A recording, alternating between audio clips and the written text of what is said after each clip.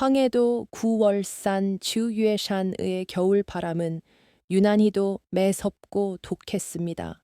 그 바람은 마치 억울하게 죽은 귀신들의 통곡처럼 산허리를 휘감고 돌다가 기어이 산자락 끝에 위태롭게 매달린 초가삼간으로 몰아쳤습니다.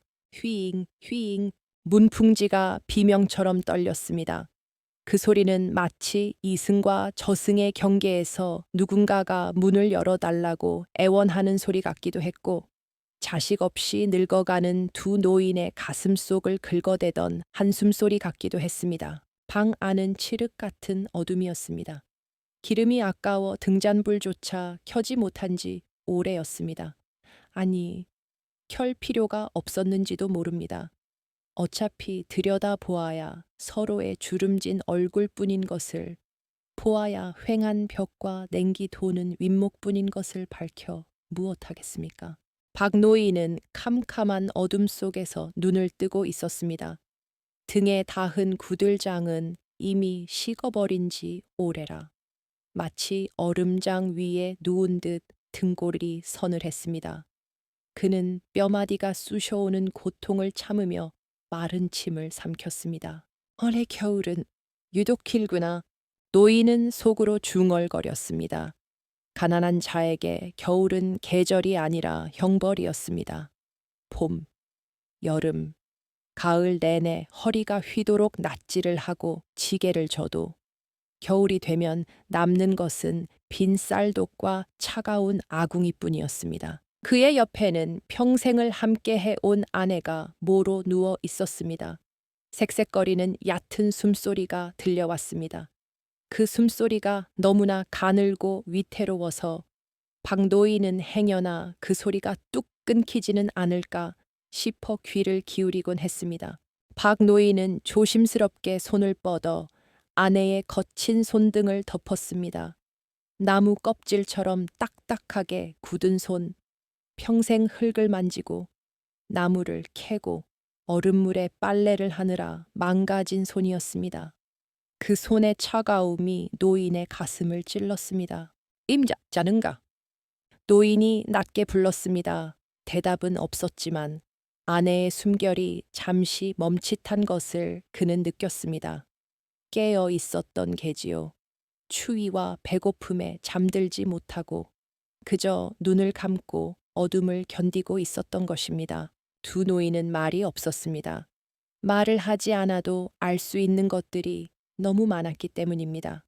살을 파고드는 이 추위보다 더 무서운 것, 뱃가죽이 등에 붙는 이 허기보다 더 서러운 것, 그것은 바로 정막이었습니다. 이 집에 아이의 울음소리가 끊긴 지는, 아니, 아이의 들리지 않았던 세월은 벌써 40년이 넘었습니다. 젊은 시절, 남들 다 낳는 자식 하나 얻어보겠다고 안 해본 짓이 없었습니다. 새벽마다 정화수를 떠놓고 삼신 할머니께 빌었고 용하다는 절을 찾아가 백일 기도를 올리기도 했습니다. 산 좋고 물 좋은 곳에 돌탑을 쌓으며 무릎이 까지도록 절을 했지만 하늘은 무심하게도 그들의 정성을 외면했습니다. 전생에 무슨 죄를 그리도 크게 지었기에 이 할멈이 이불 속에서 운걸거리듯 내뱉었습니다. 그 목소리에는 물기가 배어 있었습니다. 조선 땅에서 자식이 없다는 것은 단순히 외롭다는 뜻이 아니었습니다. 그것은 대가 끊긴다는 공포였고 죽어서 제사상에 밥 한 술, 물 한 그릇 올려줄 리가 없다는 절망이었습니다. 늙어서 병들었을 때 물 한 모금 떠먹여줄 손길이 없다는 것은 살아서 겪는 지옥과도 같았습니다. 박노인은 아내의 손을 꽉 쥐었습니다. 그가 해줄 수 있는 말은 아무것도 없었습니다. 다 내 탓이오 라고 말하기엔 두 사람 모두 너무 지쳐 있었습니다. 그들은 그저 운명을 받아들이기로 했습니다. 마을 사람들이 수군거리는 소리도 명절날 왁자지껄한 이웃집 담장 넘어오는 웃음소리도 이제는 그저 남의 세상 이야기려니 하고 귀를 닫았습니다. 이승에서의 인연이 여기까지라면 그저 남에게 해 끼치지 않고 조용히 살다가 낙엽 지듯 소리 없이 흙으로 돌아가는 것이 순리라고 믿었습니다. 그것이 그들이 믿는 슬픈 천명이었습니다. 그때였습니다. 바람소리가 잠시 잦아든 틈을 타 밖에서 기이한 소리가 들려왔습니다. 투덕! 처음에는 지붕에 쌓인 눈덩이가 떨어지는 소리인 줄 알았습니다. 하지만 이어서 들려온 소리는 달랐습니다. 킁, 유드득, 무언가 무겁고 둔탁한 것이 마당에 떨어지는 소리, 그리고 이내 바닥을 긁는 듯한 소름 끼치는 소리. 박 노인의 눈이 번쩍 뜨였습니다. 옆에 누워 있던 할멈의 몸도 뻣뻣하게 굳었습니다. 영감 들었소. 할멈이 떨리는 목소리로 물었습니다. 박노인은 숨을 죽이고 귀를 세웠습니다. 산짐승인가 아니면 밤손님 도둑인가 하지만 훔쳐갈 것도 없는 이 오두막에 도둑이 들리는 만무했습니다. 소리는 다시 들려왔습니다. 이번에는 더 가까웠습니다. 마당 한가운데 바로 문 밖에서 들려오는 거친 숨소리였습니다. 끄르르, 끙. 그것은 짐승의 소리였습니다. 하지만 평범한 산짐승의 울음소리가 아니었습니다. 깊은 고통을 억누르는 듯한 죽음을 앞둔 생명이 마지막으로 내뱉는 단말마와도 같았습니다. 공포가 엄습했습니다. 이 깊은 산골, 외딴집에 찾아올 짐승이라면 뻔했습니다. 호랑이, 산군샨준이라 불리는 숲이 주인, 박노인은 천천히 몸을 일으켰습니다. 뼈마디가 우두둑 소리를 냈습니다. 할멈이 노인의 옷자락을 다급하게 잡았습니다. 이 나가지 마시오. 호환 호랑이에게 당하는 화이라도 당하면 어쩌려고. 할멈의 손은 사시나무처럼 떨리고 있었습니다. 하지만 박노인은 이상하리만치 마음이 차분해지는 것을 느꼈습니다. 어차피 살 만큼 산 목숨이었습니다. 오늘 밤 얼어 죽으나 굶어 죽으나 짐승의 밥이 되나 자식 없는 노인네의 최후가 비참하기는 매한가지라는 생각이 들었기 때문입니다. 오히려 문 밖에서 들려오는 저 신음소리가 자신의 처지와 닮았다는 묘한 연민마저 잃었습니다.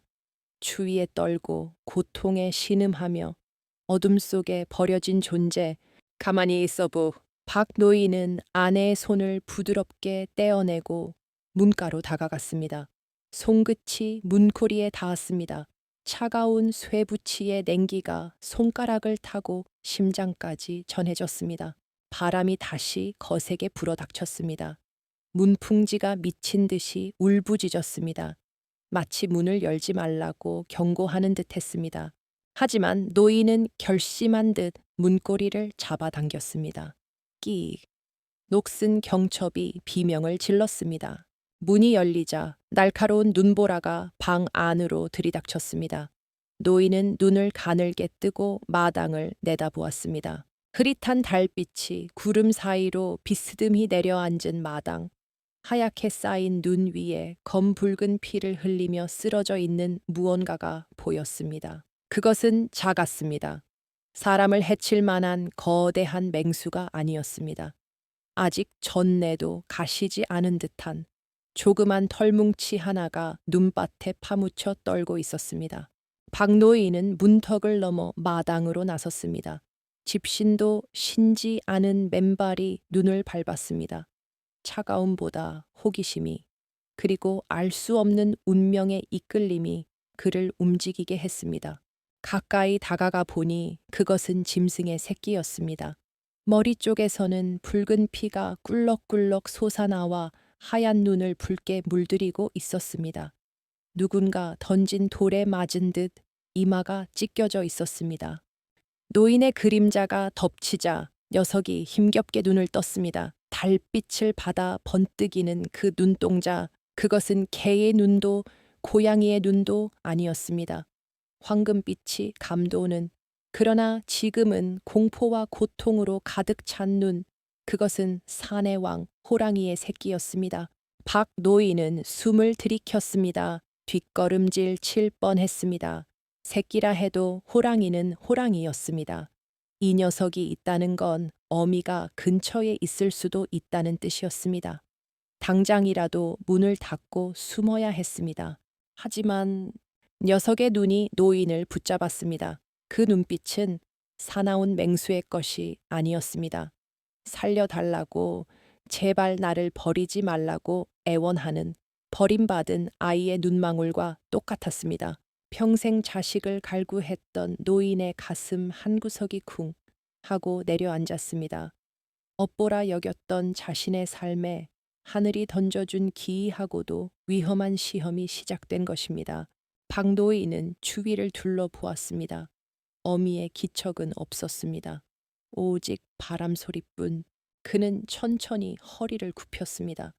그리고 떨리는 손을 뻗어 피 흘리는 작은 생명의 머리에 손을 대었습니다. 따뜻했습니다. 아직 살아있는 온기였습니다. 그 온기가 차갑게 식어버린 노인의 손을 통해 얼어붙은 그의 심장으로 흘러 들어왔습니다. 까샤? 노인은 쉰 목소리로 중얼거렸습니다. 그것은 이성적인 판단이 아니었습니다. 그저 외로운 영혼이 외로운 영혼에게 건네는 본능적인 손길이었습니다. 박노인은 피투성이가 된 새끼 호랑이를 품에 안았습니다. 묵직하고 축축한 무게가 팔에 느껴졌습니다. 그 무게가 앞으로 그가 감당해야 할 운명의 무게인 줄은 꿈에도 모른 채 노인은 다시 어두운 방 안으로 그 위태로운 생명을 안고 들어갔습니다.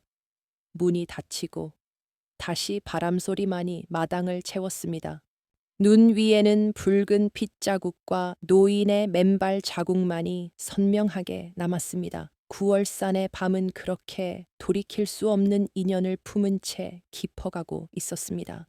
방문이 닫히자 바깥의 매서운 바람소리는 한 겹 벽을 두고 웅궁거리는 짐승의 울음처럼 변했습니다.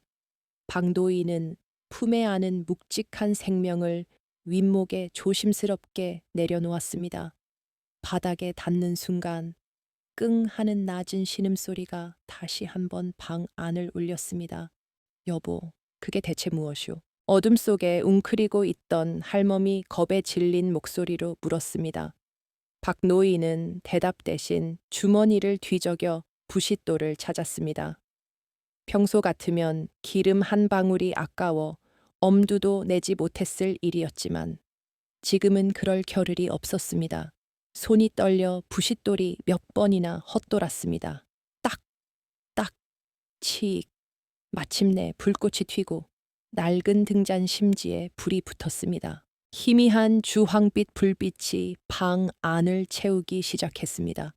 그 빛은 마치 숨을 헐떡이듯 위태롭게 흔들리며 방바닥에 누운 생명의 형체를 서서히 드러냈습니다. 할멈은 호기심에 목을 빼고 다가오다 이내 헉 하고 숨을 들이키며 뒷걸음질 쳤습니다. 등잔불 아래 드러난 것은 개의 털이 아니었습니다. 황금빛 털 바탕에 선명하게 새겨진 검은 줄무늬. 비록 몸집은 강하지만했지만 그 기운은 감출 수 없는 맹수의 것이었습니다. 호랑이 아니에요. 할멈의 비명 섞인 목소리가 좁은 방을 때렸습니다. 그녀의 얼굴이 사색이 되었습니다. 조선 땅 산골 사람들에게 호랑이는 공포 그 자체였습니다. 마주치면 살아서 돌아올 수 없다는 상군 샨준, 그 새끼를 집 안에 들이다니 이것은 제 발로 저승기를 재촉하는 짓이나 다름없었습니다. 영감노망이 나셨소? 어쩌자고 산군의 새끼를 집으로 들이셨소? 어미가 알면 우린 뼈도 못 추릴게요. 할멈은 당장이라도 문을 열고 내다 버리라며 노인의 옷자락을 잡아 흔들었습니다. 두려움에 찬 그녀의 눈에는 눈물이 그렁그렁했습니다. 그 심정을 모르는 바가 아니었습니다. 박노인 역시 등줄기에 식은땀이 흘렀습니다. 어미 호랑이가 냄새를 맡고 쫓아온다면 이 썩은 문짝 하나로는 맹수의 발톱을 막을 수 없었습니다. 하지만 노인은 움직이지 않았습니다. 등잔불을 가까이 대고 녀석을 자세히 들여다보던 노인의 눈이 가늘게 떨렸습니다. 임자, 좀 보시오. 이 상처를 좀 보란 말이오. 노인의 목소리는 의외로 차분했지만 깊은 분노와 슬픔이 섞여 있었습니다. 할멈은 두려움을 억누르며 엉거주춤 다가와 녀석을 내려다 보았습니다. 참혹했습니다.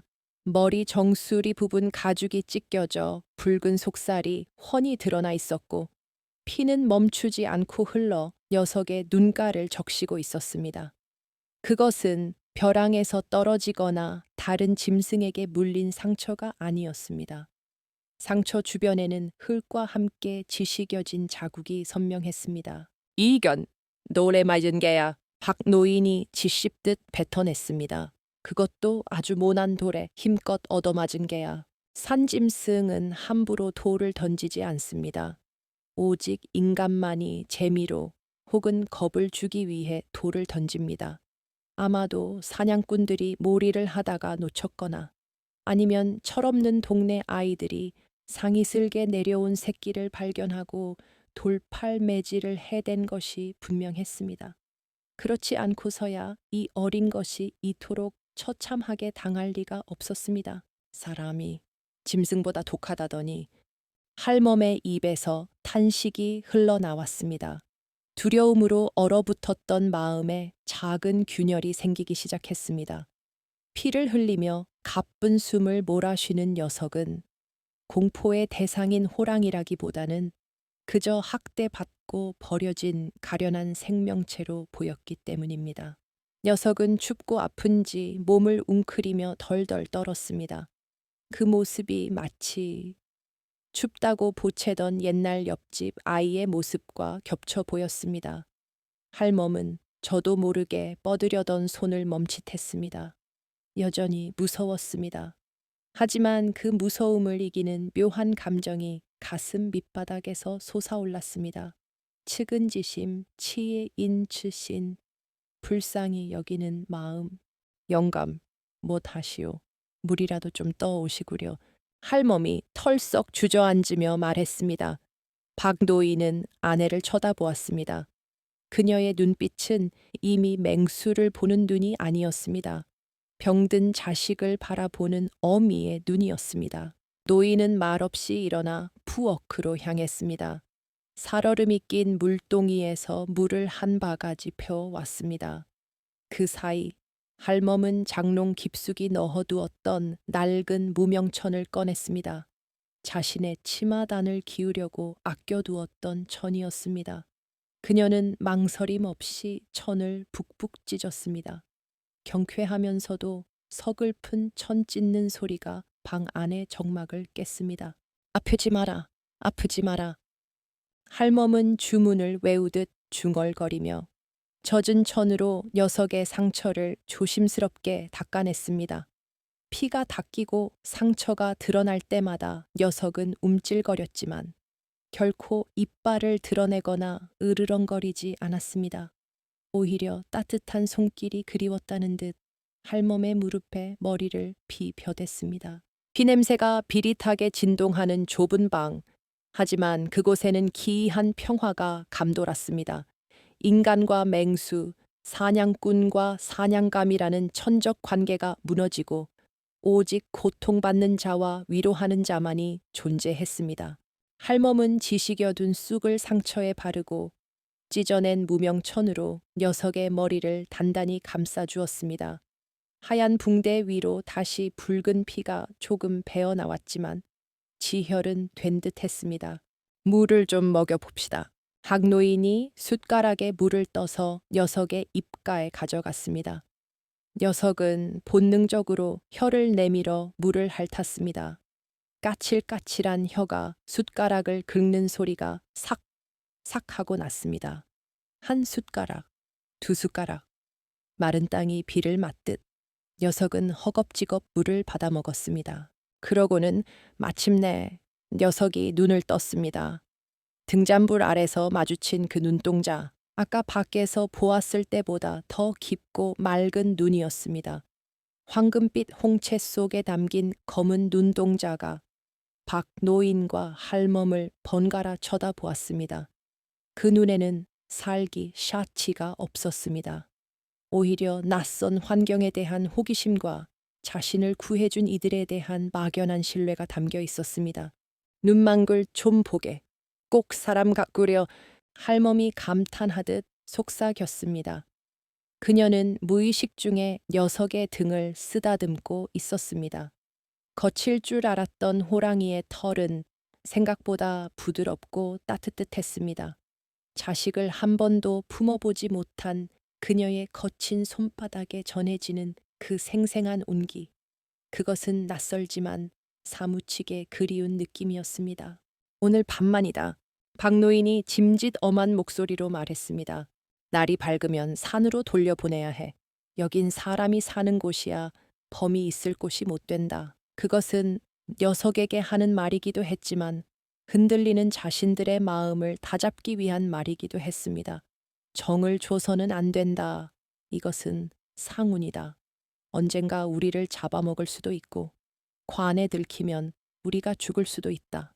하지만 노인의 말과 달리 그의 눈길은 녀석에게서 떨어질 줄을 몰랐습니다. 방 밖에서는 여전히 눈보라가 미친 듯이 휘몰아치고 있었습니다. 누군가는 얼어 죽고 누군가는 굶어 죽는 잔인한 겨울밤. 그러나 이 낡은 초가집 안에서는 작은 기적이 일어나고 있었습니다. 돌에 맞아 죽어가던 상운의 새끼가 늙고 가난한 부부의 아랫목을 차지하고 누운 것입니다. 그것은 훗날 닥쳐올 피바람의 씨앗이었을까요? 아니면 하늘이 내린 마지막 선물이었을까요? 박 노인은 등잔불을 끄지 않았습니다. 기름이 다 타들어갈 때까지 그는 녀석의 새근거리는 숨소리를 들으며 밤을 지새웠습니다.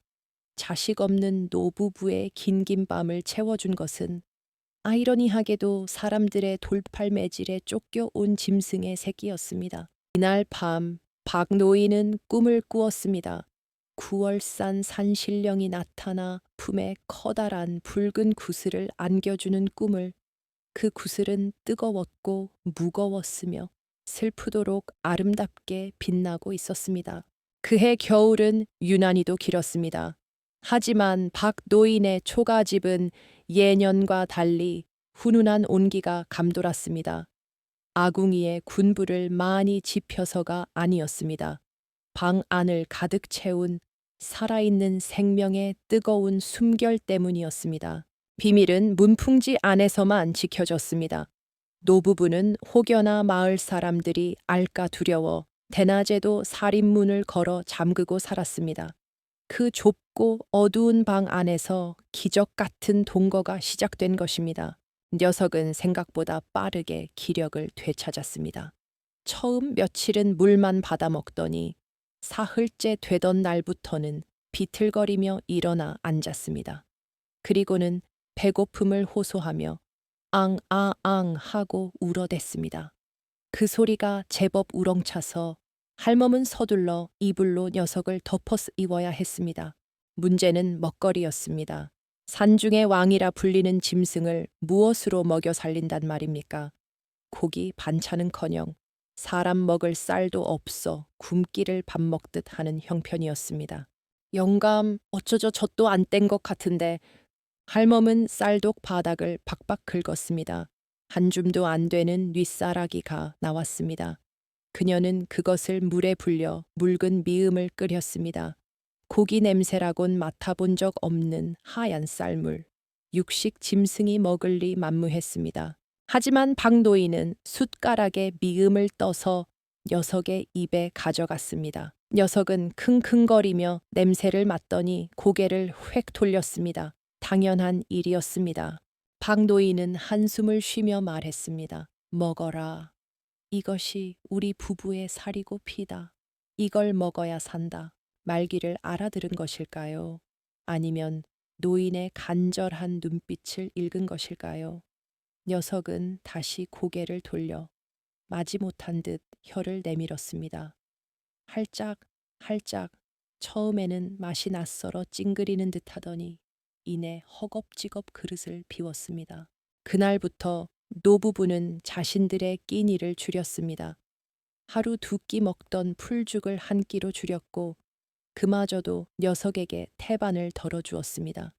자신들의 배가 쪼그라들수록 녀석의 배는 통통하게 차올랐습니다. 이상하게도 배가 고프지 않았습니다. 녀석이 쩝쩝거리며 그릇을 싹 비우는 소리만 들어도 노부부의 주름진 얼굴에는 웃음꽃이 피어났습니다. 이 녀석 먹성이 보통이 아니구려. 내 밥그릇까지 씹어 먹을 기세야. 그래도 잘 먹으니 얼마나 예쁘오. 자식 입에 밥 들어가는 게 일이 좋은 줄 내 60평생 처음 알았소. 할멈의 눈가에 맺힌 것은 눈물이 아니라 기쁨이었습니다. 평생 자식 없는 죄인으로 숨죽여 살았던 서름이 녀석의 따뜻한 혀가 손등을 핥을 때마다 눈 녹듯 사라져갔습니다. 그들은 녀석에게 이름을 지어주기로 했습니다. 본래 산군 샨준이라 불러야 마땅하겠으나 집 안에서 키우는 자식 같은 녀석에게 그리 거창한 이름을 붙일 수는 없었습니다. 산샨에서 왔으니 산이라 부릅시다. 박노인의 말에 할멈이 고개를 끄덕였습니다. 산이, 산이, 우리 산이. 할멈이 부르자 녀석은 귀를 쫑긋거리며 할멈의 품으로 파고들었습니다. 영락없는 막내 아들의 재롱이었습니다. 시간은 화살처럼 흘렀습니다. 동지가 지나고 처마 및 고드름이 녹아내리는 입춘, 리춘이 다가왔습니다. 그 짧은 몇 달 사이 산이는 몰라보게 자랐습니다. 처음 올 때 강아지만 했던 몸집은 어느새 송아지처럼 커졌습니다. 황금빛 털에는 윤기가 흘렀고 등줄기의 검은 무늬는 더욱 선명하고 짙어졌습니다. 발바닥은 두툼해졌고 장난스레 깨무는 이빨은 노인의 손가락에 생채기를 낼 만큼 날카로워졌습니다. 밤이면 산이는 노부부 사이를 비집고 들어와 누웠습니다. 좁은 방이 꽉 찼습니다. 노부부는 벽에 딱 붙어 자야 했지만 등 뒤에 닿는 산이의 천이 난로보다 뜨거워 추운 줄을 몰랐습니다. 어느 밤 박노인은 잠결에 눈을 떴습니다. 달빛이 문살을 타고 방 안으로 흘러들고 있었습니다. 그 달빛 아래 산이가 자지 않고 앉아 있었습니다. 녀석은 문 쪽을 하염없이 바라보고 있었습니다. 그 뒷모습이 낯설었습니다. 낮에 할멈 앞에서 꼬리를 치던 어린 아들의 모습이 아니었습니다. 어깨 근육은 단단하게 솟아 있었고 곧게 세운 귀는 밖에서 들려오는 미세한 바람소리 하나하나를 잡아내고 있었습니다. 아, 니오는 범이로구나. 박노인은 가슴이 서늘해지는 것을 느꼈습니다. 아무리 사람 밥을 먹이고 사람 손으로 키웠어도 녀석의 피 속에는 야생의 피가 흐르고 있었던 것입니다. 방박, 저 멀리 숲속에서 부엉이가 울었습니다. 그러자 산이의 목울대가 낮게 울렸습니다. 그르르르! 그것은 단순한 잠꼬대가 아니었습니다. 산이 부르는 소리에 대한 숲의 주인의 대답이었습니다. 그 소리는 너무나 낮고 묵직해서 방바닥을 타고 박노인의 뼛속까지 진동을 전했습니다. 노인은 자는 척 눈을 감았습니다. 하지만 감은 눈 속에서 뜨거운 것이 차올랐습니다. 알고 있었습니다. 이 행복이 영원할 수 없다는 것을, 언젠가는 이 녀석을 저 광활하고 비정한 산으로 돌려보내야 한다는 것을. 하지만 조금만 더, 아주 조금만 더 이대로 있고 싶었습니다. 이 늙고 외로운 부부에게 찾아온 늦깎이 행복을 하늘이 조금만 더 모른 척 해주기를 빌었습니다. 다음 날 아침 할멈은 여느 때처럼 산이를 쓰다듬으려다 깜짝 놀랐습니다. 녀석이 장난친답시고 할멈의 저고리 소매를 물었는데 두꺼운 무명천이 쫙 하고 찢어진 것입니다. 드러난 할멈의 팔뚝에는 붉은 입자국이 선명했습니다. 이엄매요나? 할멈은 당황했고 산이도 놀란 듯 눈을 동그랗게 뜨고 뒷걸음질 쳤습니다. 녀석은 자신이 얼마나 강해졌는지 스스로도 모르는 눈치였습니다. 박 노인은 그 광경을 말없이 지켜보았습니다. 마당에 쌓여 있던 눈이 녹아 처마 밑으로 뚝뚝 떨어지고 있었습니다. 봄이 오고 있었습니다. 그것은 곧 이별의 계절이 오고 있다는 뜻이기도 했습니다. 방 안에는 더 이상 숨길 수 없는 맹수의 냄새가 짙게 배어가고 있었습니다. 봄 기운이 대지를 적시며 눈이 녹기 시작했습니다. 그러나 눈이 녹으면 땅이 드러나듯 감추고 싶었던 비밀도 서서히 그 실체를 드러내기 마련입니다. 어느 날 새벽이었습니다. 박노인은 문 밖에서 들려오는 부스럭거리는 소리에 잠을 깼습니다. 옆자리를 더듬어 보니 온기가 식어 있었습니다. 산이의 자리가 비어 있었던 것입니다. 노인은 화들짝 놀라 문을 열어 젖혔습니다. 새벽 안개가 자욱한 마당에는 아무도 없었습니다. 가슴이 철렁 내려앉았습니다. 이 녀석이 기어이 밖으로 나갔구나. 사람들이 보면 큰일인데. 그때였습니다. 쌀이문 틈으로 커다란 그림자 하나가 세욱 들어왔습니다. 산이었습니다.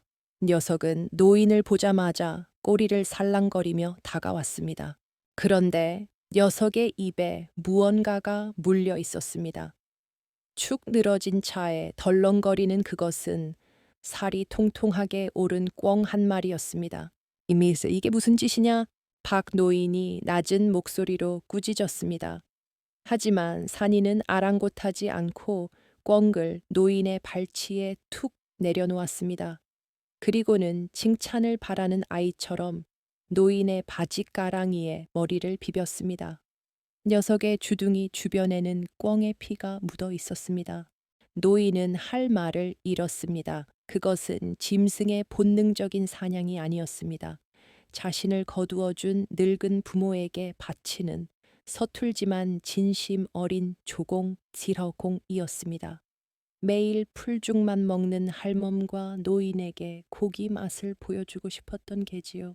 방 안에서 나온 할멈이 그 광경을 보고 입을 틀어 막았습니다. 아이고, 이를 어째 네가 우리를 먹여 살리려는 개냐. 할멈은 꿩을 주워들며 눈시울을 붉혔습니다.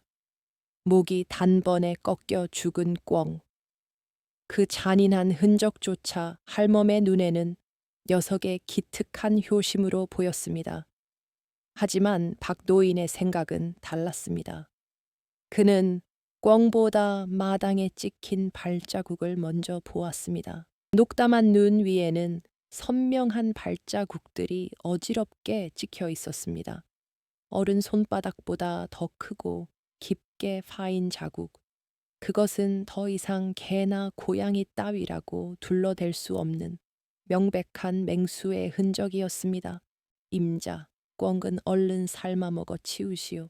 털 하나 남기지 말고 태워 버려야 하오. 그리고 산이 너 다시는 밖에 나가면 안 된다. 알겠느냐? 노인은 산이의 목덜미를 잡고 흔들며 엄하게 타일렀습니다. 산이는 영문을 모르겠다는 듯 껌벅거리다 얌전히 방으로 들어갔습니다. 하지만 그날 이후로도 아침이면 마당에는 산토끼며 오소리 같은 산짐승들이 놓여 있곤 했습니다. 불안은 현실이 되어 다가왔습니다. 꼬리가 길면 밟히는 법입니다. 며칠 후 아랫마을에 사는 칠성 취싱네가 지게를 지고 집 앞을 지나가게 되었습니다. 그는 나무를 하러 가던 길이었습니다. 박노인네 집 앞을 지나던 칠성이 걸음을 멈췄습니다. 비가 온 뒤라 땅이 질퍽했는데 살인문 앞 길가에 이상한 자국이 남아 있었기 때문입니다. 에라 이게 무슨 자국이야. 칠성은 지게를 받쳐놓고 쪼그리고 앉아 땅바닥을 들여다보았습니다. 그것은 짐승의 발자국이었는데 크기가 예사롭지 않았습니다. 마치 솥뚜껑만 한 것이 꾹 눌러 밟은 듯 했습니다. 박노인장 계시오. 칠성이 대문 밖에서 소리쳤습니다. 방 안에 있던 박노인과 할멈은 심장이 멎는 듯 했습니다. 산이가 귀를 쫑긋 세우고 일어나려 하자 할멈이 급히 이불로 녀석을 덮어 누르고 그 위에 앉았습니다. 박노인은 애써 태어난 척 문을 열고 나갔습니다. 아, 칠성 아범인가. 아침부터 웬일인고. 아니, 노인장, 집 앞에 이게 뭡니까? 발자국이 영 험한데. 칠성이 손가락으로 땅을 가리켰습니다. 박노희는 짐짓 놀란 척 연기를 했습니다. 허허, 글쎄 말이네. 어젯밤에 멧돼지 놈이 내려왔나 보네. 텃밭을 다 망쳐놓고 갔지. 뭔가 멧돼지요. 에이, 멧돼지 발굽은 이렇게 안 생겼죠. 이건 꼭. 칠성은 말을 흐리며 고개를 갸웃거렸습니다. 산골에서 나고 자란 그가 호랑이 발자국을 모를 리 없었습니다. 다만 사람이 사는 집 앞마당까지 호랑이가 내려왔다는 사실을 믿기 어려울 뿐이었습니다. 그때였습니다. 방 안에서 할멈이 덮고 있던 이불 속에서 산이가 답답했는지 끙 하고 뒤척였습니다. 아주 작은 소리였지만 적막한 산골의 아침 공기를 타고 그 소리는 칠성의 귀에 닿았습니다. 방금 무슨 소리 안 났습니까? 짐승 소리 같은데. 칠성의 눈이 가늘어졌습니다. 의심이 호기심을 넘어 확신으로 변해가는 눈빛이었습니다. 박노인은 식은땀이 등을 타고 흐르는 것을 느꼈습니다. 아, 아닐세. 할멈이 몸살이 나서 앓는 소리라네. 자네 바쁠 텐데 어서 가보게. 노인은 쫓아내듯 손을 저으며 서둘러 살인문을 닫으려 했습니다. 칠성은 미심쩍은 표정으로 지게를 다시 짊어졌습니다. 하지만 돌아서는 그의 눈초리는 예전과 달랐습니다. 몸조리 잘하시라고 전해주십시오. 그리고 밤단속 잘하셔야겠습니다. 요즘 산에 큰 놈이 돌아다닌다는 소문이 있습디다. 칠성은 뼈 있는 한마디를 남기고 산길로 사라졌습니다. 멀어지는 그의 뒷모습을 보며 박노인은 다리에 힘이 풀려 주저앉고 말았습니다. 이미 늦었습니다. 칠성의 입을 통해 소문은 발 없는 말이 되어 천리를 갈 것입니다. 박노인네 집에 짐승이 산다. 호랑이 새끼를 키운다더라.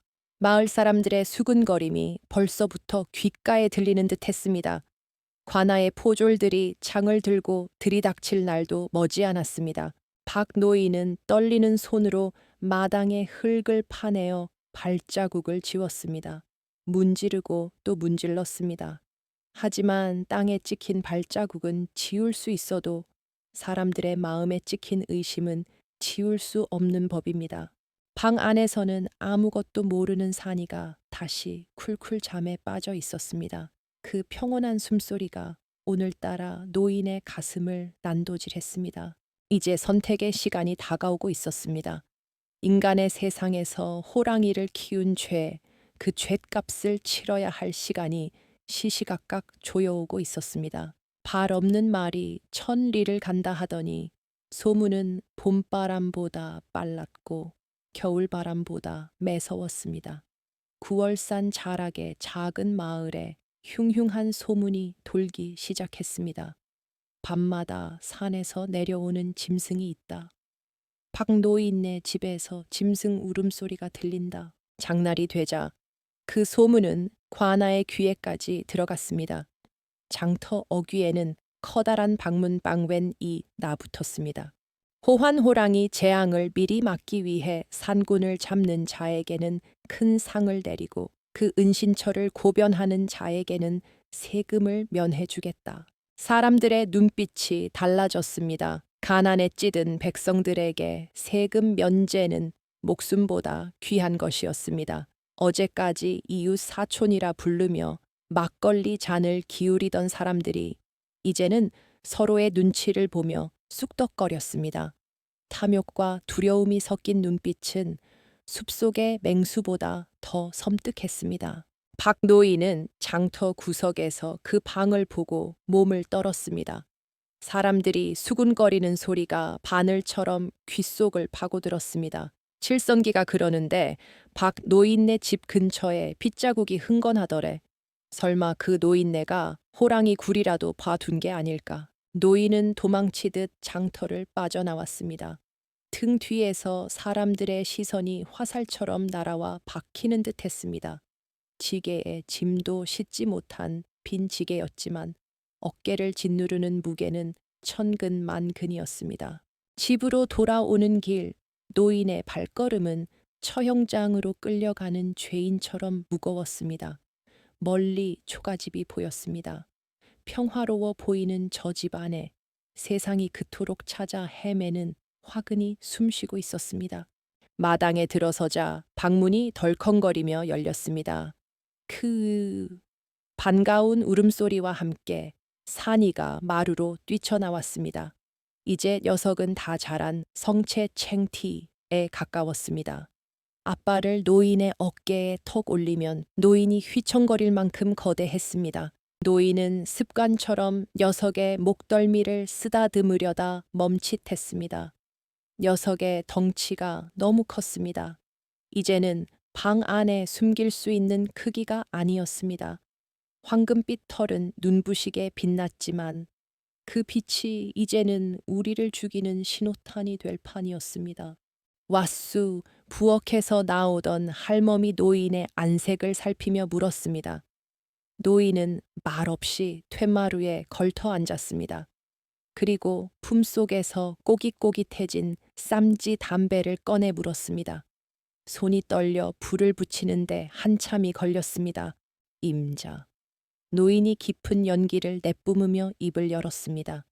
목소리가 갈라져 나왔습니다. 버나야게스.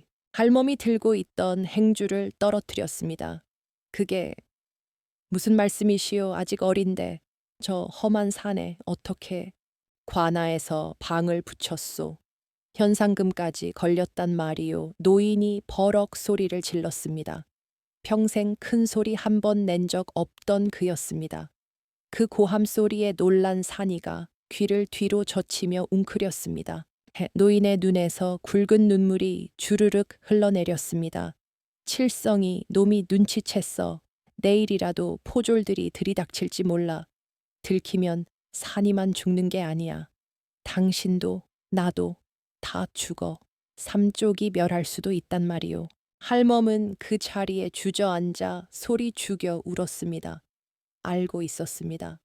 언젠가 올 날이라는 것을. 하지만 그날이 이토록 빨리, 이토록 잔인하게 올 줄은 몰랐습니다. 산이는 영문을 모른 채 우는 할멈에게 다가가 젖은 코로 볼을 비볐습니다. 왜 우느냐고, 누가 괴롭혔냐고 묻는 듯한 그 순진한 눈망울이 노부부의 가슴을 후벼 팠습니다. 그날 밤 박노인은 잠을 이루지 못했습니다. 그는 헛간으로 가서 숫돌을 꺼냈습니다. 그리고 녹슨 낫을 갈기 시작했습니다. 수익색 수익시. 차가운 밤 공기를 가르는 쇠붙이 소리. 그것은 마치 끊어질 인연을 예고하는 장송곡처럼 들렸습니다. 산이는 방 안에서 할멈의 품에 안겨 잠들어 있었습니다. 노인은 낱날을 엄지손가락으로 튕겨 보았습니다. 시퍼렇게 날이 선 낮, 이 낫으로 호랑이를 잡으려는 것이 아니었습니다. 내일 아침 산으로 들어가 녀석을 쫓아낼 때 만약 녀석이 떨어지지 않으려 한다면 위협이라도 해서 쫓아내야 했습니다. 아니, 차라리 내 손으로 인연의 끈을 잘라내야 했습니다. 용서해라! 용서해라! 노인은 숫돌 위에 눈물을 떨구며 중얼거렸습니다. 부모가 자식을 버려야 하는 세상, 은혜가 원수가 되어 돌아오는 세상, 그 비정한 세상의 이치를 원망하며 노인은 밤새도록 낫을 갈고 또 갈았습니다. 하늘에는 달도 뜨지 않은 캄캄한 금은밤이었습니다. 내일이면 이 마당에서 산이의 냄새도 온기도 사라질 것입니다. 그리고 남은 생은 사무치는 그리움과 죄책감 속에서 살아가야 할 것입니다. 이별의 준비는 끝났습니다. 이제 남은 것은 잔인한 실행뿐이었습니다. 새벽 안개가 자욱하게 깔린 산길은 저승으로 가는 길처럼 고요했습니다. 박노인과 할멈은 보따리 하나를 챙겨 들고 집을 나섰습니다. 그 뒤를 산이가 졸졸 따랐습니다. 산이는 신이 난 듯 보였습니다. 난생 처음 아범, 어멈과 함께 숲으로 가는 나들이라 여겼는지 꼬리를 살랑거리며 앞서거니 뒤서거니 뛰어다녔습니다. 그 천진난만한 모습이 노부부의 가슴을 톱질하듯 쓸어내렸습니다. 아니, 며거두거라. 숲 깊은 곳, 사람의 발길이 닿지 않는 골짜기에 이르자 할멈이 보따리를 풀었습니다. 아침 일찍 일어나 지은 하얀 쌀밥, 주먹밥이었습니다. 기름 한 방울 바르지 않은 맨밥이었지만 그것은 할멈이 해줄 수 있는 마지막 성찬 성찬이었습니다. 산이는 허겁지겁 주먹밥을 삼켰습니다. 할멈은 떨리는 손으로 녀석의 등허리를, 귀 뒤를, 그리고 거친 발바닥을 하나하나 어루만졌습니다. 이제 다시는 만져보지 못할 살결이었습니다. 사나, 우리 사나. 할멈의 목소리가 물기에 젖어 흐느낌으로 변했습니다. 산이가 먹던 것을 멈추고 고개를 들었습니다. 영문을 모르겠다는 듯 큰 눈을 꿈뻑이며 할멈의 눈물을 핥아주려 했습니다. 그때였습니다. 박노인이 지팡이를 땅에 쾅 하고 내리찍었습니다. 미키시엘. 노인의 서슬퍼런 고함에 할멈과 산이가 동시에 화들짝 놀랐습니다. 박노인의 눈은 붉게 충혈되어 있었습니다. 그는 품에서 어젯밤 갈아두었던 낫을 꺼내 들었습니다. 그리고 산이를 향해 겨누었습니다. 가라썩 꺼지란 말이다. 산이는 당황했습니다. 늘 다정하던 아범이 왜 이러는지 이해할 수 없었습니다. 녀석은 장난인 줄 알고 꼬리를 치며 노인에게 다가가려 했습니다. 오지마 저리가. 노인은 낫을 허공에 휘둘렀습니다. 쉭, 쉭. 날카로운 파열음이 녀석의 코앞을 스쳤습니다. 산이가 주춤하며 뒷걸음질 쳤습니다. 그의 황금빛 눈동자의 충격과 두려움이 서렸습니다. 네오는 짐승이다. 사람 새끼가 아니란 말이다. 네가 있으면 우리가 죽어 꼴도 보기 싫으니 당장 내 놈이 살던 곳으로 꺼져버려. 박노인은 악을 썼습니다. 목이 터져라 소리를 질렀습니다. 그렇게라도 하지 않으면 녀석을 붙잡고 울어버릴 것만 같았기 때문입니다. 모진 말을 뱉을 때마다 노인의 심장도 찢겨 나갔습니다. 산이는 그제야 무언가 잘못되었음을 깨달았습니다. 하지만 도망가지 않았습니다. 오히려 배를 땅에 깔고 납작 엎드렸습니다. 잘못했다고 버리지 말라고 비는 개처럼 녀석은 낑낑거리며 노인을 올려다 보았습니다. 그 처량한 모습에 할멈이 입을 틀어막고 오열했습니다. 영감, 그만하시오. 제발. 당신도 정신 차리시오. 노인이 할멈을 밀쳐냈습니다. 그리고 바닥에 있는 돌멩이 하나를 집어들었습니다. 그 옛날 누군가 던진 돌에 맞아 죽어가던 녀석을 거두었는데 이제 그 녀석을 살리기 위해 다시 돌을 들어야 하는 운명이 사무치게 원망스러웠습니다.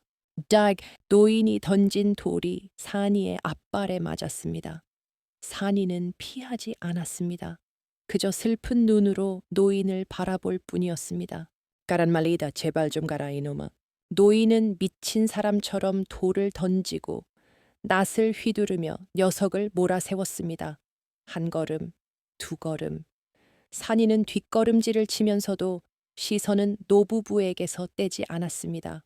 마침내 녀석이 숲의 어둠 속으로 몸을 돌렸습니다.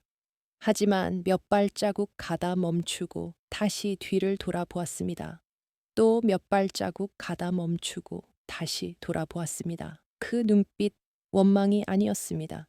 키워주셔서 고맙습니다라고 말하는 듯한, 그리고 부디 아프지 마십시오라고 인사하는 듯한 깊고 슬픈 눈빛. 산이는 숲의 경계에서 마지막으로 길게 울었습니다. 그 소리는 호랑이의 포효가 아니라 자식이 부모를 부르는 통곡이었습니다. 그리고 녀석은 덤불 속으로 사라졌습니다. 황금빛 줄무늬가 숲의 그림자에 완전히 삼켜질 때까지 노부부는 그 자리에 못 박힌 듯 서 있었습니다. 숲은 다시 고요해졌습니다. 바람소리조차 멈춘 듯한 적막. 박노인의 손에서 낫이 힘없이 툭 떨어졌습니다. 다리에 힘이 풀린 노인은 그 자리에 주저앉았습니다. 가스네, 우리 사내가 가스. 할멈은 산이가 남긴 발자국 위에 얼굴을 묻고 통곡했습니다. 산이가 먹다 남긴 주먹밥 부스러기가 흙바닥에 흩어져 있었습니다. 텅 빈 숲, 이제 그들을 지켜주던 따뜻한 숨결은 사라졌습니다. 남은 것은 뼛속까지 시려오는 산바람과 제 손으로 자식을 버렸다는 죄책감 뿐이었습니다. 박노인은 하늘을 올려다 보았습니다. 무심한 하늘은 파랗게 개어 있었지만 노인의 세상은 온통 잿빛으로 변해버렸습니다. 집으로 돌아가는 길은 올 때보다 100배는 더 멀고 험하게 느껴질 것입니다. 산이가 떠나고 3번의 겨울이 지났습니다. 그 세월은 노부부에게 30년과도 같은 긴 고통의 시간이었습니다. 조선 땅 전역에 지독한 가뭄이 들었고 뒤이어 역병과 흉년이 겹쳤습니다. 보릿고개라는 말조차 사치스러울 정도로 마을에는 굶어 죽는 이들의 시신이 거적에 덮여 실려 나갔습니다. 박노인의 집은 이제 폐가나 다름없었습니다. 지붕에 볏짚은 썩어 내려앉았고 벽에는 주먹만 한 구멍이 숭숭 뚫려 찬바람이 제 집처럼 드나들었습니다. 방 안은 무덤 속보다 더 추웠습니다. 박노인은 윗목에 누워 꼼짝도 하지 못했습니다. 병이 깊어 거동조차 할 수 없게 된 지 벌써 달포가 넘었습니다. 그의 얼굴은 해골처럼 말라 있었고 움푹 파인 눈에서는 생기를 찾아볼 수 없었습니다. 영감, 물이라도 좀 드시오. 할멈이 떨리는 손으로 사기 그릇을 내밀었습니다. 하지만 그릇에 담긴 것은 맑은 물이 아니었습니다. 눈 녹은 물에 소나무 속껍질을 벗겨 삶은 쓴내 나는 물이었습니다. 먹을 것이 없어 초금 목피 차오겐 무피로 연명하다 보니 두 노인의 몸은 퉁퉁 부었다가 다시 비쩍 말라가기를 반복했습니다. 박 노인은 고개를 가로저었습니다. 삼킬 힘조차 남아있지 않았습니다. 그는 천장을 바라보며 힘겹게 입을 열었습니다. 임자, 그 녀석은 밥이나 먹고 다닐까. 죽음이 코앞에 닥친 순간에도 노인의 걱정은 오직 산속으로 보낸 자식에게 가 있었습니다. 할멈은 눈물을 훔치며 고개를 끄덕였습니다.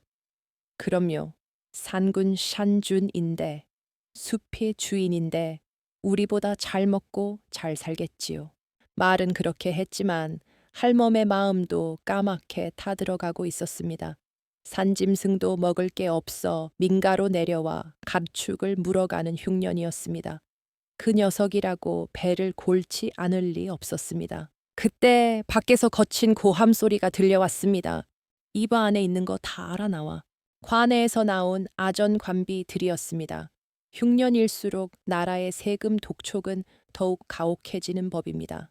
할멈이 기어 나가듯 방문을 열었습니다. 마당에는 포졸 2명과 험상궂은 아전이 서 있었습니다. 아전은 썩은 집신을 신은 할멈을 벌레 보듯 내려다보며 소리쳤습니다.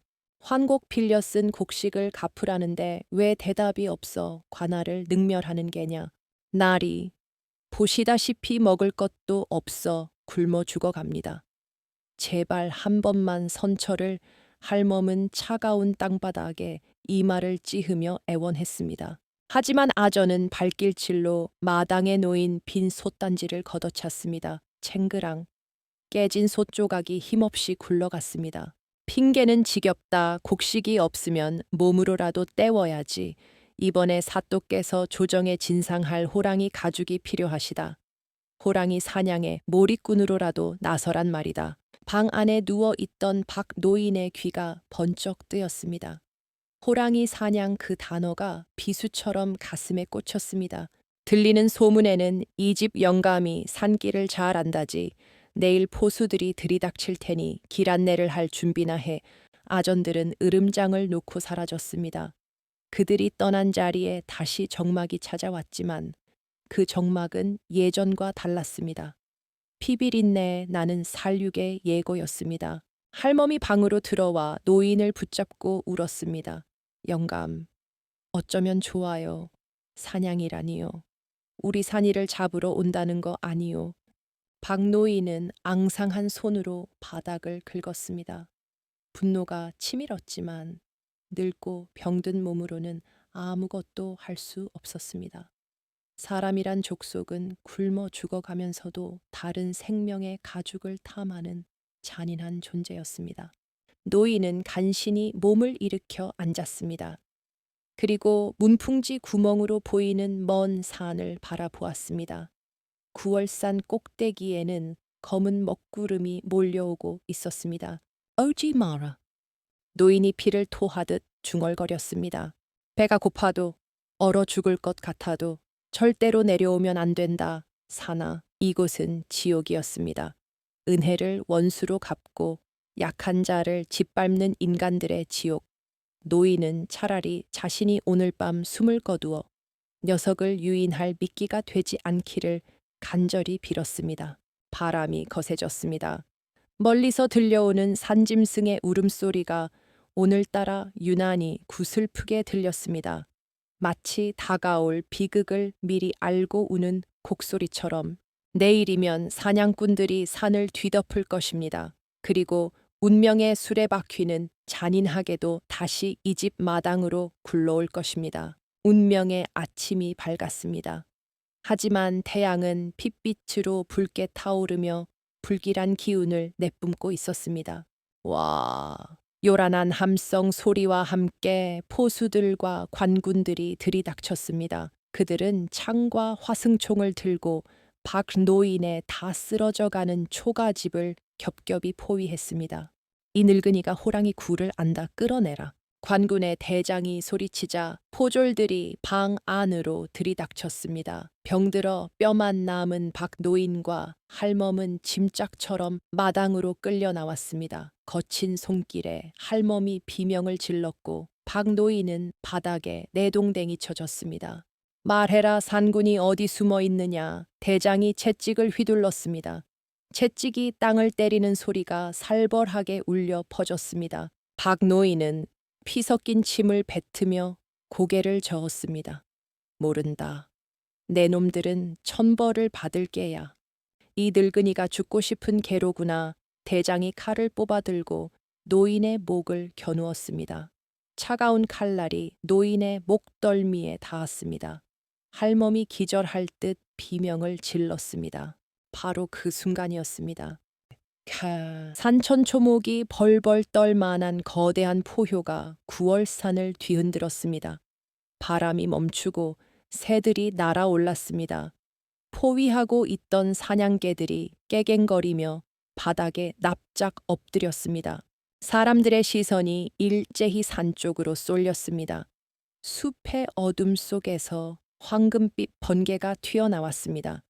그것은 짐승이라기엔 너무나 거대하고 신셴이라기엔 너무나 분노에 차 있었습니다. 호랑이다 쌍견이다. 사람들이 혼비백산하여 뒷걸음질 쳤습니다. 산이었습니다. 3년 전 쫓겨났던 그 작고 여린 새끼가 이제는 산을 호령하는 왕이 되어 돌아온 것입니다. 녀석의 눈은 불타오르고 있었습니다. 자신의 부모를 핍박하는 인간들을 향한 증오로 이글거렸습니다. 산이는 단숨에 마당 한가운데로 뛰어들었습니다. 그 거대한 몸집이 착지하자 흙먼지가 피어올랐습니다. 쏴라 대장이 다급하게 소리쳤습니다.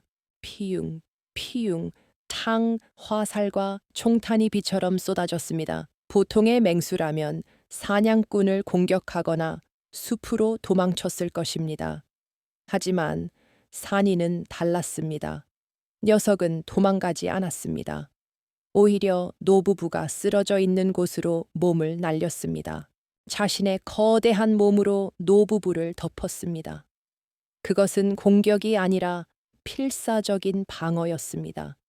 마치 어미 닭이 병아리를 품듯 자신을 키워준 늙은 아범과 어멈을 온몸으로 감싸 안은 것입니다. 퓨, 퓨, 퓨. 살이 뚫리는 둔탁한 소리가 연달아 들렸습니다. 화살이 사니의 등에, 옆구리에, 허벅지에 무자비하게 박혔습니다. 검붉은 피가 분수처럼 솟구쳐 눈 덮인 마당을 적셨습니다. 그와 으레으릉! 산이는 고통스러운 비명을 질렀지만 결코 자리를 뜨지 않았습니다. 발톱으로 땅을 움켜쥐고 버티고 또 버텼습니다.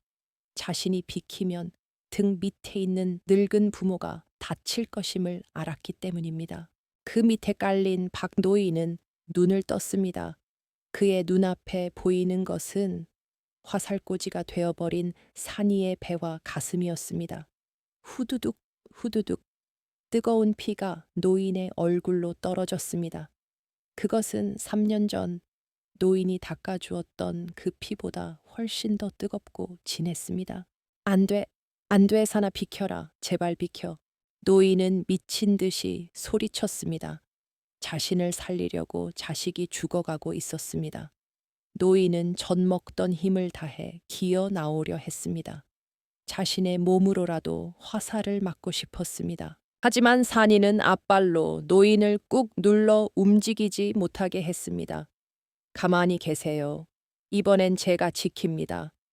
녀석의 거친 숨소리가 그렇게 말하는 듯 했습니다. 총성이 멈추고 화살이 바닥났습니다. 연기가 자욱한 마당에는 정적만이 감돌았습니다. 거대한 상운이 비틀거렸습니다. 등에는 수십 개의 화살이 고슴도치처럼 박혀 있었습니다. 녀석은 천천히, 아주 천천히 무릎을 꿇었습니다. 마치 부모에게 올리는 마지막 절처럼. 그리고 쿵 하는 소리와 함께 노부부의 옆으로 쓰러졌습니다. 사냥꾼들도 광운들도 감히 다가오지 못했습니다. 눈앞에서 벌어진 믿을 수 없는 광경, 짐승이 제 목숨을 바쳐 사람을 구했다는 충격에 그들은 숨소리조차 내지 못했습니다. 마당은 온통 붉은색이었습니다. 피 냄새가 진동했지만 역겹지 않았습니다. 그것은 세상에서 가장 슬프고 성스러운 냄새였습니다. 쓰러진 산이의 눈이 피범벅이 된 박노인을 향했습니다. 그 눈빛은 3년 전 그 밤 자신을 살려준 노인을 바라보던 그 순한 눈망울 그대로였습니다. 화약 연기가 거치고 난 마당에는 숨 막히는 정적만이 감돌았습니다. 총을 쏘고 활을 당겼던 관군들은 누구 하나 선뜻 앞으로 나서지 못했습니다. 그들의 눈앞에 펼쳐진 광경은 짐승 사냥이 아니라 거룩한 순교 슌자오의 현장 같았기 때문입니다. 이건 예사 짐승이 아니다. 영물 링우이다. 우리가 산신을 죽였어. 포수들이 뒷걸음질 치며 수군거렸습니다. 돈과 가죽에 눈이 멀어 쏘아대던 살기가 두려움과 경외심으로 바뀌는 데는 그리 오랜 시간이 걸리지 않았습니다. 그들은 들고 있던 무기가 불덩이라도 되는 양손을 떨었습니다.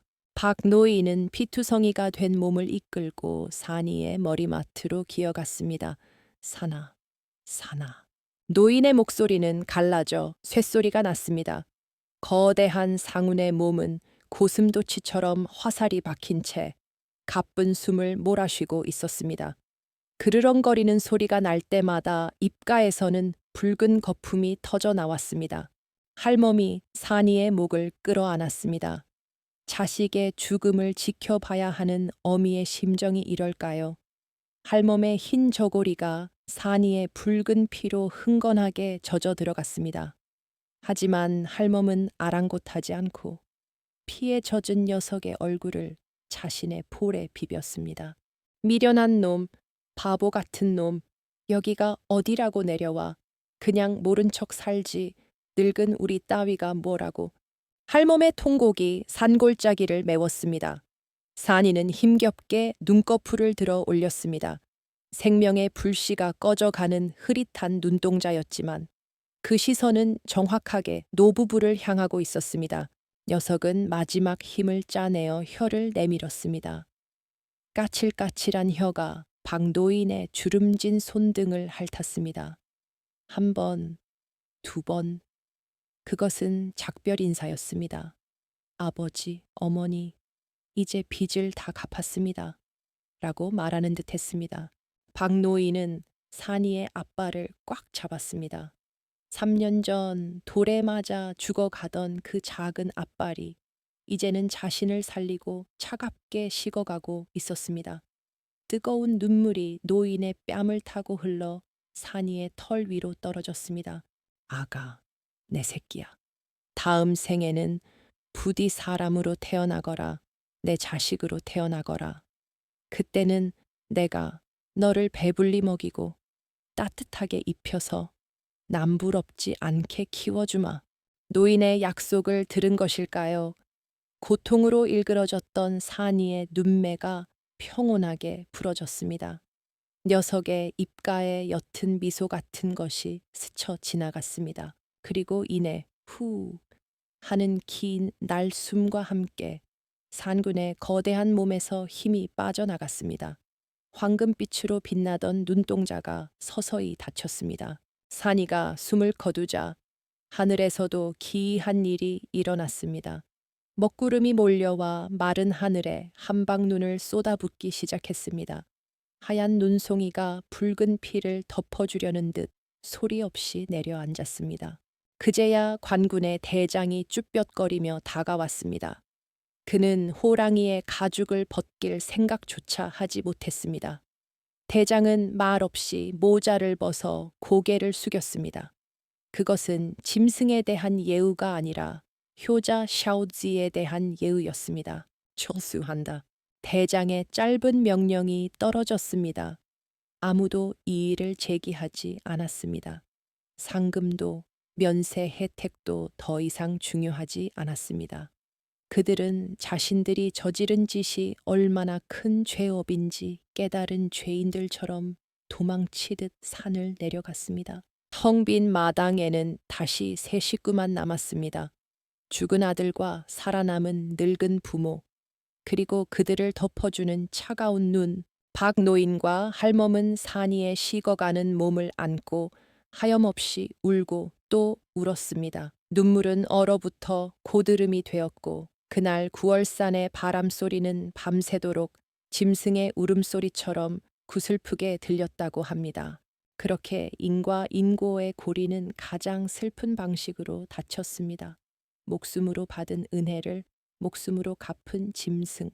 사람보다 더 사람다웠던 그 짐승의 이야기는 이제 전설이 되어갈 준비를 하고 있었습니다. 그날의 피바람이 멈추고 다시 계절은 무심하게 흘렀습니다.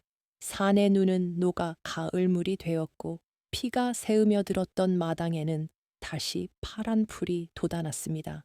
관에서는 약속했던 상금을 내리려 했지만 박노인은 거들떠보지도 않았습니다. 대신 마을 사람들이 십시일반으로 곡식을 모아 노부부의 끼니를 챙겼습니다. 그것은 짐승보다 못한 짓을 저질렀다는 인간들의 뒤늦은 속죄였습니다. 노부부는 산이를 양지 바른 언덕 위에 묻어주었습니다. 사람이 죽었을 때처럼 봉분을 높게 쌓고 그 앞에 평평한 상석 추앙시도 놓았습니다. 세상 어디에도 없는 호랑이의 무덤이었습니다. 남은 생애 동안 박노인과 할멈은 살아도 산 것이 아니었습니다. 그들은 눈만 뜨면 지팡이를 짚고 그 언덕으로 올라갔습니다. 그리고 하루 종일 무덤가에 앉아 보이지 않는 아들에게 말을 걸었습니다. 사나 춥지는 않으냐? 오늘은 바람이 차구나. 이불이라도 덮어줘야 하는데. 할멈은 무덤에 잡풀을 뽑으며 마치 산이의 털을 골라주듯 정성을 다했습니다. 지나가는 바람이 봉분 위의 풀을 흔들면 그들은 산이가 대답하는 것이라 믿으며 옅은 미소를 지었습니다. 그리움이 깊으면 병이 된다고 했던가요? 그해 겨울이 다시 찾아왔을 때 할멈은 조용히 곡기를 끊었습니다. 우리 산이 밥 챙겨주러 가야겠소. 그 말을 남기고 할멈은 편안한 얼굴로 눈을 감았습니다. 그리고 사흘 뒤 박노인 역시 아내의 뒤를 따랐습니다. 마치 먼저 간 아들과 아내가 마중 나오기를 기다렸다는 듯 그는 잠자듯 고요히 숨을 거두었습니다. 마을 사람들은 노부부의 유언대로 그들을 산 위의 무덤 양옆에 나란히 묻어주었습니다. 가운데에는 커다란 호랑이의 무덤이, 양옆에는 작고 초라한 노인들의 무덤이 솟았습니다. 살아서는 짐승과 사람이었으나 죽어서는 그저 한 가족이었습니다. 피 한 방울 섞이지 않았으나 피를 나눈 것보다 더 진한 인연으로 묶인 세 식구는 그렇게 영원한 안식에 들었습니다. 세월이 흘러 지금도 9월산 자락에는 효자호총 샤오지호종이라 불리는 세 개의 무덤 이야기가 전해집니다. 사람들의 말에 따르면 유난히 눈이 많이 내리는 깊은 겨울밤이면 그 무덤가에서 낮은 짐승의 울음소리가 들린다고 합니다. 끄르르, 끄르르. 하지만 그것은 사람을 해치려는 맹수의 포효가 아닙니다. 잠든 부모가 깰까봐 조심스럽게 내는 소리, 혹은 추운 겨울밤 부모의 잠자리를 지키려는 든든한 아들의 자장가 같은 소리라고 합니다. 인간의 도리가 땅에 떨어졌다 탄식하는 요즘 세상, 가끔은 묻고 싶어집니다. 사람이 짐승보다 낫다는 오만함은 어디서 오는 것일까요? 차가운 돌멩이에 맞아 죽어가던 생명을 거둔 노부부의 자비와 그 은혜를 자신의 피로 갚은 호랑이의 의로움, 이 슬프고도 아름다운 이야기가 오늘 밤 당신의 가슴 속에 작은 불씨 하나로 남기를 바랍니다. 밤이 깊었습니다. 부디 평안히 주무십시오.